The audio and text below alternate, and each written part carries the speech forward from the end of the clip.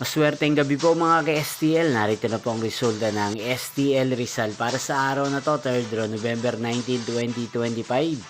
Araw ng Miyerkules. Naway ang mga natayaan niyo pong mga numero kanina ay manalo nawa ngayong gabing ito, 8:45 PM. Kaya't kunin niyo na po ang inyong mga ticket. Narito na po ang resulta. Ang mga numerong nanalo sa STL Rizal ngayong gabing ito, November 19, 2025. 8:45 PM, third draw result 4 at 9 in exact order. Again, 4 at 9.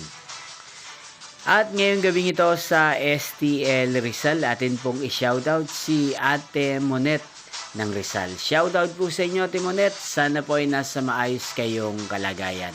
At sa lahat po ng mga taga Rizal na lagi pong nanonood sa channel na to, shoutout po sa inyo. Inyo pong napanood ang resulta ng STL Rizal sa channel ito, Roderick Hernandez TV.